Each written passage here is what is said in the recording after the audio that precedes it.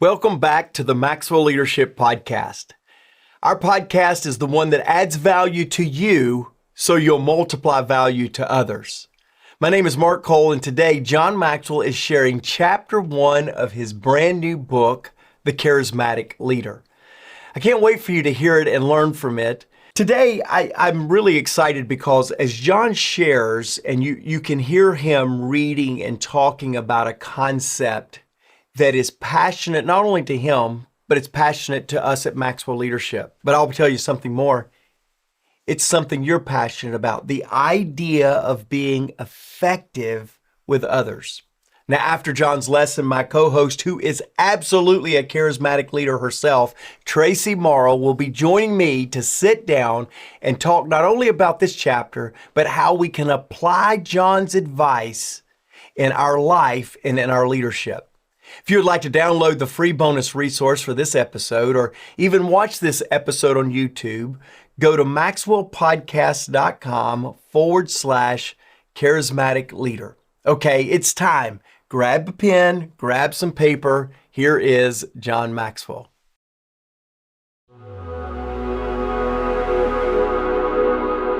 Chapter 1. Put your focus on others. I don't know what your destiny will be, but one thing I know. The only ones among you who will be really happy are those who have sought and found how to serve. Albert Schweitzer said those words. Truly charismatic people care about others and focus their attention on them, not on themselves. In my book, Winning with People, I discuss the big picture principle, which states the entire population of the world, with one minor exception, is composed of other people. We must get outside of ourselves, see the bigger picture, and start putting other people first if we want to live our best life and become better leaders. Everyone else in the world matters, not just us. If you never thought of life in those terms, then it's time to give it a try. When individuals think of themselves as the center of the universe, not only are they in for a big disappointment when they discover it's not true, but they'll also alienate themselves from everyone around them. That makes it difficult to lead people. I've never met a person who works well with people who has not mastered the ability to keep their eyes off of the mirror and serve others with dignity. How focusing on others helps you. Most people would readily admit that unselfishness is a positive quality, and even the most egocentric individual possesses the desire, I think, deep down, to help others. The problem sometimes is changing our behavior so that we get in the habit of focusing on others instead of on ourselves. Here are 3 thoughts to help you remember to keep your focus on other people where it really belongs.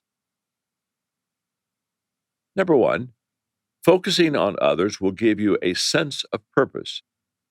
If you like to stream old black and white TV shows, you may have come across Danny Thomas, the entertainer who starred in Make Room for Daddy. Thomas observed, all of us are born for a reason, but all of us don't discover why. Success in life has nothing to do with what you gain in life or accomplish for yourself. It's what you do for others. Not only did Thomas believe that, but he also lived it. As a successful entertainer and television star, he could have done nothing but enjoy the benefits of his achievement. But he desired something more. He founded St. Jude's Hospital, a research facility that focuses on treating children who suffer from catastrophic diseases. And Thomas dedicated much of his life to supporting it. It helped him enjoy a greater purpose. Put your focus on others, and a greater purpose for your life and leadership may reveal itself. Number 2, focusing on others can give you energy. Continual focus on yourself will drain you of energy. In contrast, focusing on others usually has the opposite effect. My friend Bill McCartney knew this when he was the head football coach for the University of Colorado Buffaloes in the 1980s and early 1990s. Coach Mack had heard that most people spend 86% of their time thinking about themselves, but only 14% of their time thinking about others. Yet he knew instinctively that if his players focused their attention on people they cared about instead of just on themselves, a whole new source of energy would be available to them. In 1991, Coach Mack decided to use this information when he was facing a great challenge. Colorado was scheduled to play its arch rival, the Nebraska Cornhuskers, on Nebraska's home turf. The problem was that Colorado had not won a game there in 23 years. But Coach McCartney believed in his team and looked for a way to inspire them to achieve. In the end, he decided to appeal to their love of others. He did it by challenging each player to call an individual that he loved and tell that person he was dedicating the game to him or to her. Coach Mack also encouraged the players to ask that person to watch every play, knowing that every hit, every tackle, every block, and every score was being dedicated to him or her. Coach Mack took one more step. He arranged to distribute 60 footballs with the game's final score written on them so that each player could send a ball to the individual that he had chosen. The result? The Colorado Buffaloes won the game. The final score written on the footballs was 27-12. Number 3, focusing on others can give you a sense of contentment.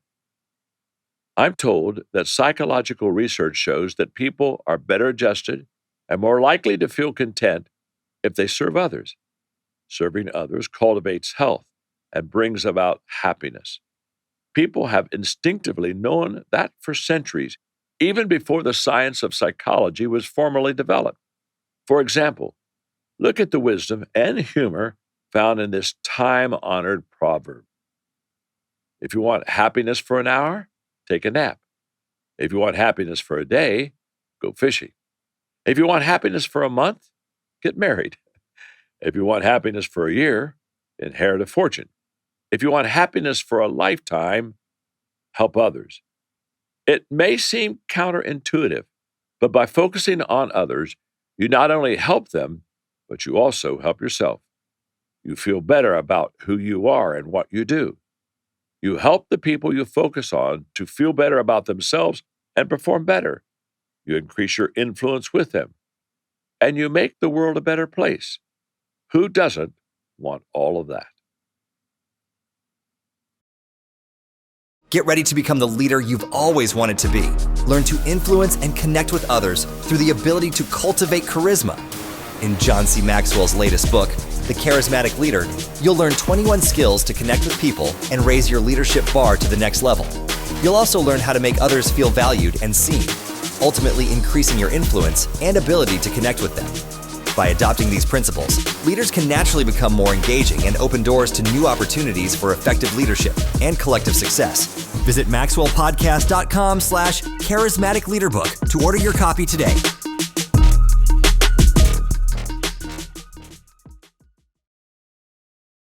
Hey, here's a quote that I picked up here from John that I want to remind you of right here. If you want to improve your world, then focus your attention on helping others. As we really dig in, Traci, again to a subject, I think you're incredible, not just because you are great from stage or because people like to be around you, but you use the energy, you use the contentment of serving others to the advantage and the sense of fulfillment that you have from leading.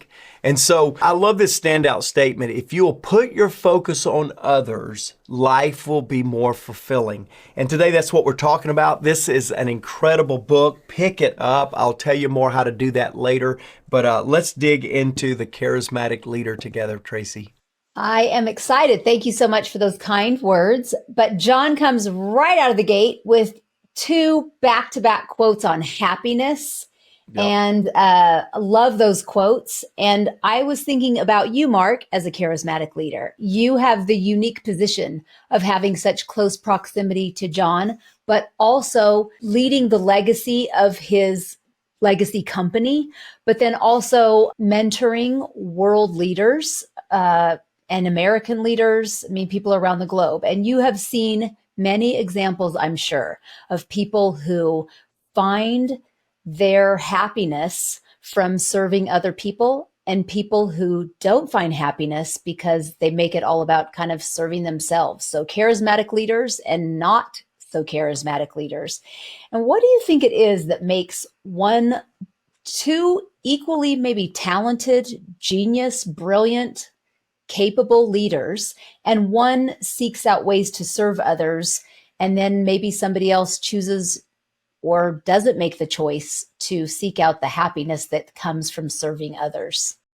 Yeah, I love the question. I love how you framed it. Traci, I think it comes back to insecurity or maybe scarcity. I've watched people that have all the goods to be charismatic, to be likable, to be that magnet of a leader that like John Maxwell is or Traci Morrow is. And that you just got this magnetism that people do. I've watched a lot of people, Traci, squander that because of a scarcity mindset. Well, what if I make others the hero? Will I get overlooked? Well, what if I serve others? Will I not accomplish my own objectives? They put it into the form of a stewardship issue. Well, I've been given all of this. I better do something with it. And we allow that scarcity or that insecurity to begin to rob us of the joy that happens when we truly lift the opportunity or lift the effectiveness of the people around us.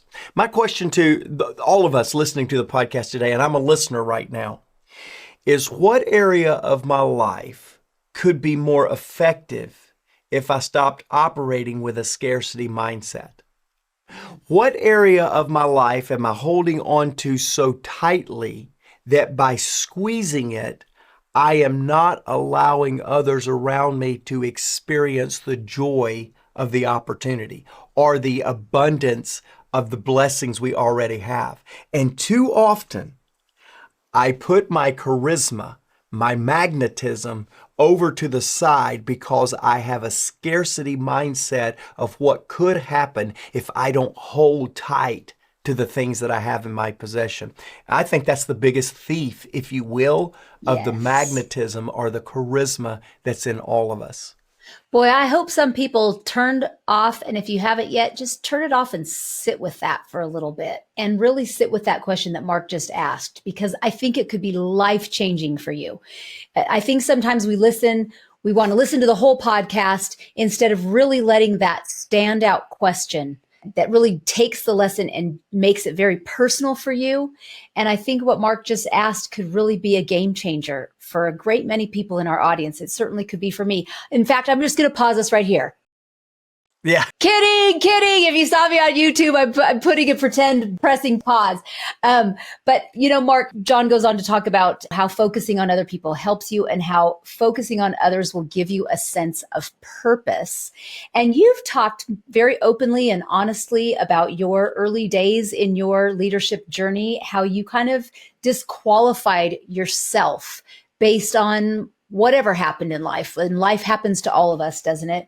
And so how would you say, from a very personal place, asking you to go personal, and you're so gracious to always take us on that journey with you, but how would you say that how you personally were able to get out of your head and into your purpose to get you out of the disqualified, because I have to believe that out of the people around the world who are listening right now, there are people who have disqualified themselves for one reason or another, and they are not living in their sense of purpose right now. And they have charisma and they have all of this God-given purpose in their life, but they have disqualified themselves.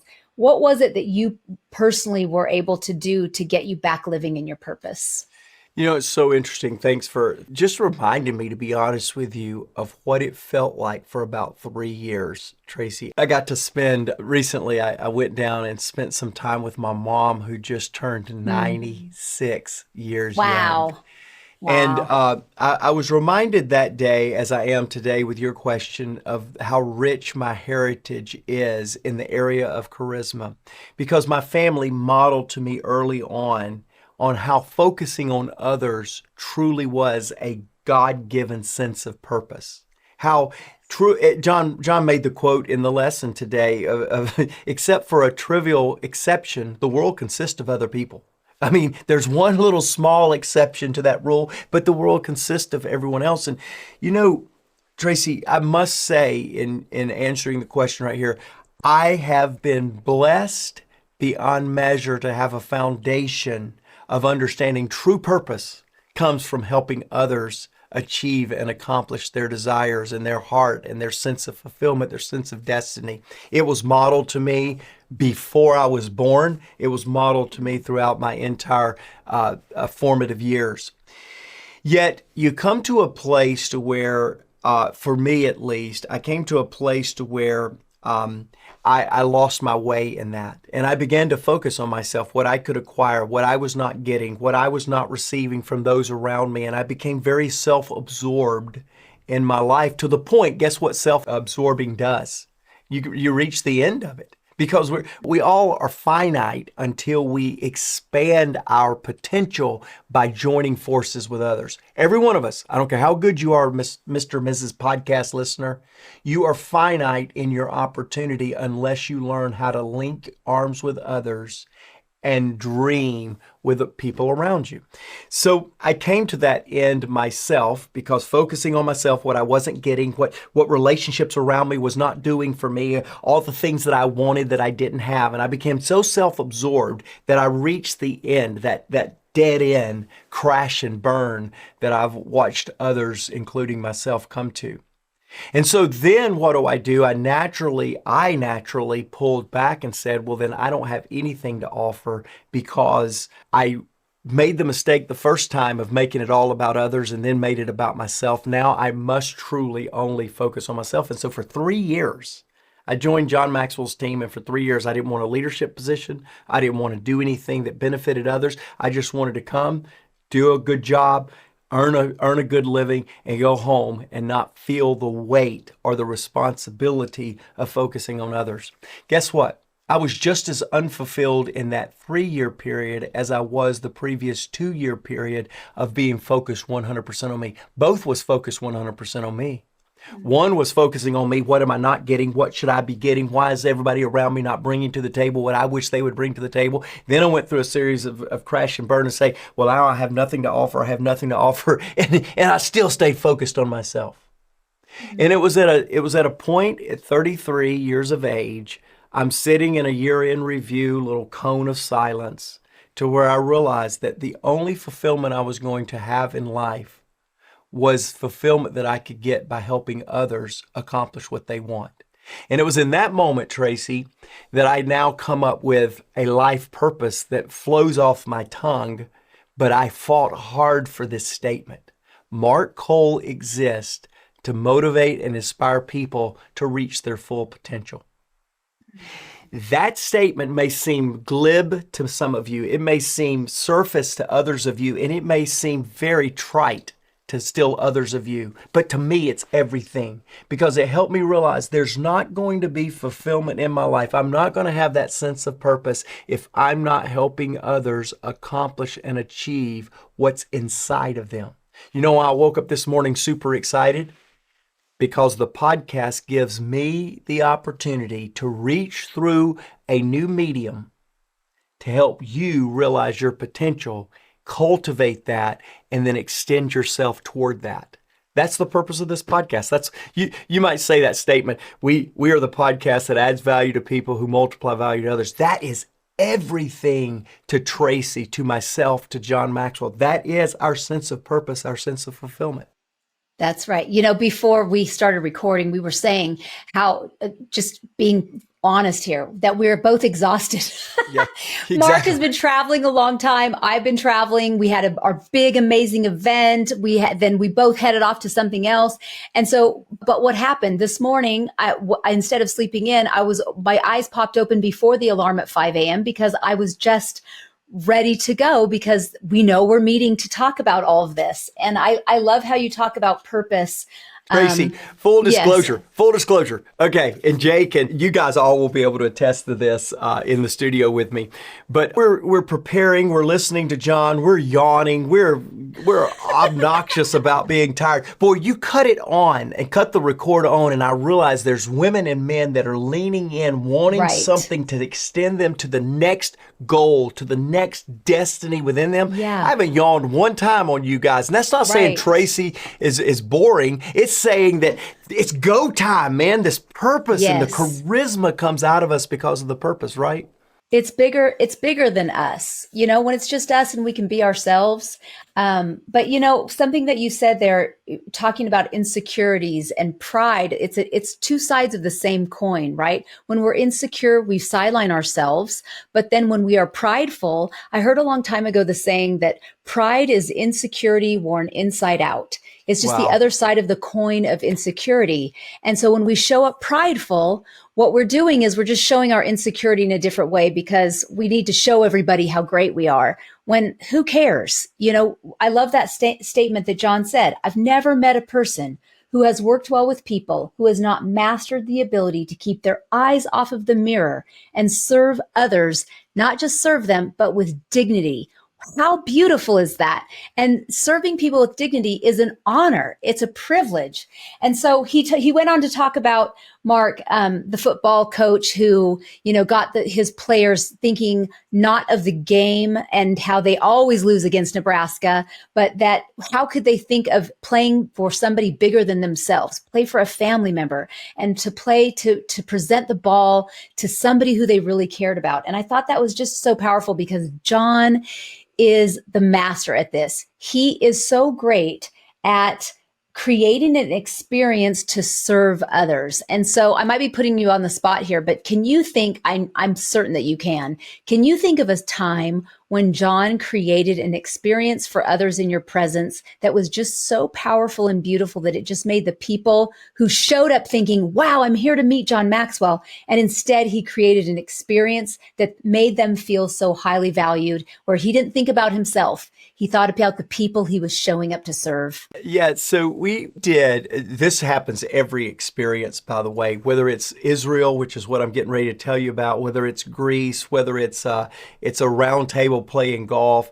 John constantly does this. In fact, I'll give you two quick stories. John gets these very, very successful people to come to our roundtables, to our golf outings, which all benefits our nonprofits, Equip and the Maxwell Leadership Foundation. And so we do 3 to 5 of these events every year. And John always calls me right before and says, Mark, he says, bring me a bunch of $100 bills because we're going to have fun. And I go, okay. And I remember the first couple of times he would say, hey, bring me some $100 bills because we're going to have fun. And I'd go, uh-oh, what are we getting ready to do? This could get interesting. And so then he'll get these very successful millionaires, billionaires around a green. And while they've paid $40,000 to come to this event, 100% of the proceeds goes to our nonprofit and trains the next generation of leaders with values. He offers them $100 for a putt from 15 feet, from 20 feet. And watching these guys that just paid $40,000 to be at this event, shaking their shoes for this $100 bill is one of the funniest things I've ever experienced. They could go in their back pocket and forget making the putt, but there's something about this experience. John was we were in Israel right before COVID back in 2000, and there was a leader in Israel that really wanted to meet John. I mean, a very well-renowned, world-known leader that wanted to meet John. John said, you can meet me, but you're going to have to invite 50 of my friends with you. And the guy said, no, I don't want to meet them. I appreciate that. I'll give them a great experience, but I need time with you. And John said, I'll give you time with me, but I'm here with my guests, and I want to give them a great experience. He literally said to this world-renowned leader that was a fabulous meeting, you can meet, but you're going to have to give an experience with the people that I've come here with. I was privileged just a few weeks ago, Traci, as you were, to be with Tim Tebow. He's a friend of mine. My daughter chose Wonderful human. wonderful human. My Wonderful. daughter, unfortunate for me, chose his school of choice rather than my school of choice. She's gone to the University of Florida. And so Tim made a fun little experience out of it on stage and said she finally now knows how to read as a college Right. student because she chose the University of Florida. But one of the things that Tim Tebow did backstage is he brought a helmet, a University of Florida Gator helmet, and he signed it to Macy and said, Macy, the greatness is within you. He didn't have to do that. There was Right. nothing contingent in his speaking arrangement with us, but he remembered my daughter was going to a place and we had some fun with it. And when I brought that home to my daughter, I could have bought her 50 of those. In fact, I would have bought her 50 that said the University of Georgia rather than the University of Florida. But the fact that Tim thought of Macy and signed that to her was going above and beyond. See, charismatic leaders, leaders that have great charisma, know how to take a moment and make it last for a lifetime. Yeah, yeah. I thought that was a beautiful, beautiful moment. And speaking of our most recent International Maxwell Certification Conference, I think this was a great example of this, focusing on others to give you energy and focusing on others to give you a sense of contentment. You spoke in front of 3,000 people, and I've seen you speak, a lot of different places in front of a lot of different crowds, but I felt like this was the most at ease I've ever seen you. You were on fire. You were very comfortable. You were silly. You delivered a impassioned message to the crowd. And I felt like this was this lesson in action. Can you talk a little bit in closing about what was going through you internally? Because I think you always think about the crowd, but I think there are some times when it's almost visible. Maybe it's just because me and I'm your friend. I think there are times when it's more obvious that you're mindful that you're on John Maxwell's stage.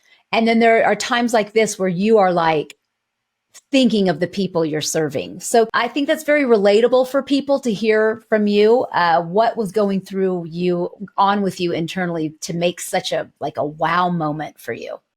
Yeah, so thank you for that. And thanks You're for giving me an welcome. opportunity here to talk about this.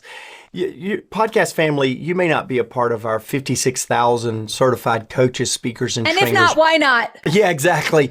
I don't even know if I want to put it in the show note how you can do that, because the point is not to engage you. The point is to parallel for you that I see our podcast family the same as I see our certified coaches, speakers, and trainers family. Yes. Hey, you're on a journey of growth and development with Traci and I. You're on that journey with us. And so I'm going to not only answer your question, Traci, I'm going to go behind the scenes and let you hear a little bit of mine and John's interaction afterwards.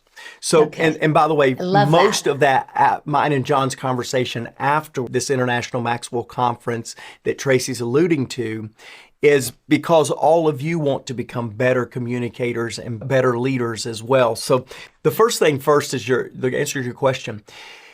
There was something really unique for me in this event, and I have spoken to lots of people many, many, many times, many different stages, but this one was really different. It was very different in that I did feel like I had a message that would relate with the audience, and I felt like that I had a posture of really wanting to help the audience. Oftentimes I communicate wanting to impress the audience. Oftentimes I take the stage hoping I don't embarrass John Maxwell. But this So particular honest. time, I really felt I had some messages, and it wasn't just once. It was three times that I spoke on different stages. Spoke a lot of times at this event, but there were three messages that I felt very, very settled, very at peace with. And each time that I shared that, the feedback from very, very loving relationships, friends like you, Traci, was how remarkably different than it was.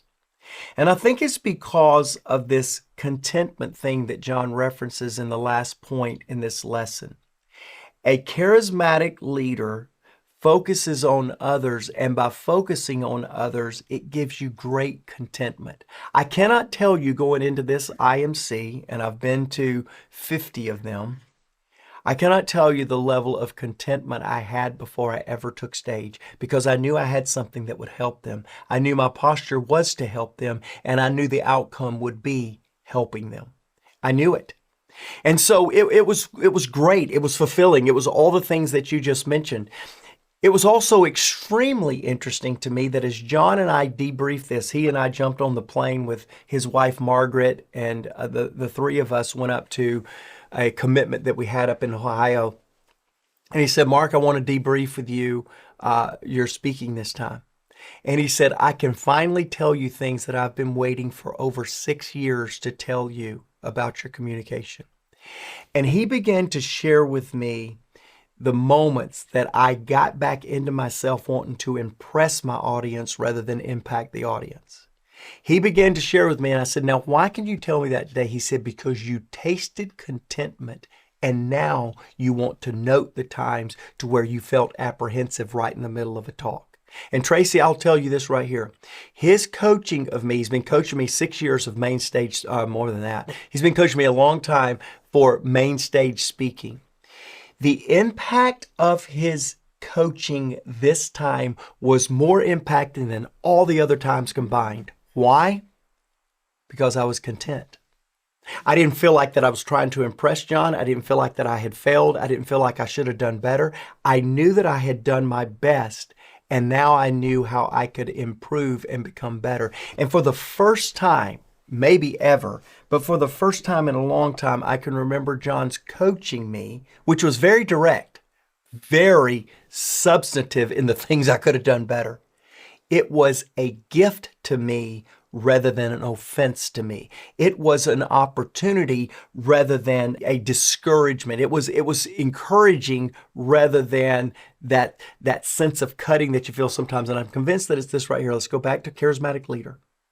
I'm convinced that it was because of the contentment that came from a sense of knowing what you wanted to communicate and knowing why you wanted to communicate. I knew what I wanted to communicate, but why I wanted to communicate it was not to impress, not to stay away from embarrassment, but it was truly to offer that advice, that input that would make a difference for others. I wish we could go on and on. We can't. The time is up. But John would say it often like this. Hey, we gave you a chapter of this book. Don't come back next week expecting another free chapter. Go buy the book. You want to get this book on how to be a charismatic leader. We will put that in the show notes, how you can take advantage of this book. By the way, be charismatic by buying 2 copies, one for you and one for somebody that you want to help become a better leader within them. Sheila, you're our podcast listener today. You listened to the podcast Mindset Matters. In fact, you referenced that in your comment. You said, I just wanted to take a moment to express how much your podcast episode on Mindset Matters impacted my life as a leader. The insights and practical steps you shared have truly transformed the way I approach leadership. Come on, Sheila. That's why we do it. Sheila goes on and says, your emphasis on intentional thinking and clarity has made a significant difference in my effectiveness and my purpose. Thank you for the invaluable guidance. Sheila, thank you for taking time to give us the feedback. For all the rest of you podcast viewers, listeners, we'll put Mindset Matters into our show notes, as well as another episode I really want to challenge you to listen to called The Heart of Leadership. We'll put both of those in the show notes. We'll see you again next week. Until then, go lead well, because everyone deserves to be led well.